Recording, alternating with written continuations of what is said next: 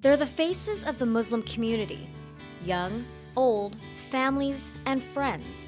You've read about them in newspaper headlines about their plight since 9/11. The backlash, suspicions of terrorist relations, racism, and even murder. But look closely. These are intimate photographs taken in Bay Area homes, in local schools, and part of social documentary photographer Rick Rocamora's exhibit, seen here at the San Francisco Public Library. I decided I had to do something. I have the skill of a photographer, and hopefully through this work I'll be able to educate others who doesn't understand Muslims and Islam.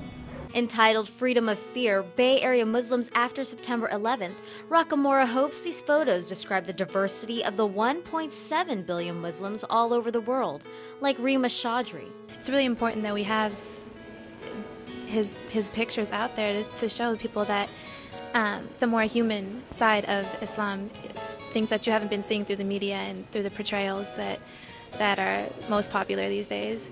It's a really important work that he's doing. Others also came with their own gifts of expression through spoken word and poetry. So I can be forewarned, you offer an escape from all of life's horns and thorns and a chance to discover satisfaction true, even though we split up into factions over you committing crimes.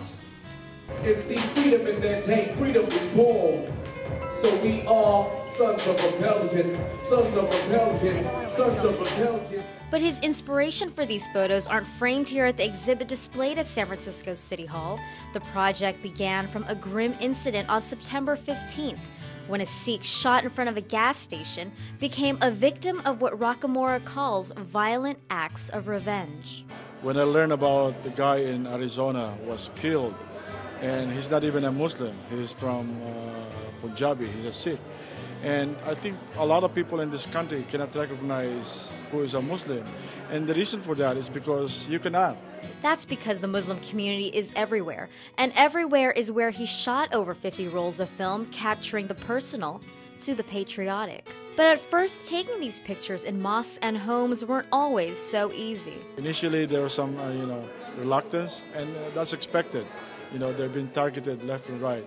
But once they realized what I was trying to do, they've been very, very helpful, and they're very, very supportive. And here at San Francisco's Public Library, many were grateful. I would also very much, from the bottom of my heart, like to thank Rick, because without his commitment, these kinds of projects would never happen. And his commitment and his idea of activism, and to me, it's heroism. And it really inspires me, so I wanted to once again give Rick. Some say the project has brought lessons of humanity, especially with the anniversary of the 9/11 tragedy.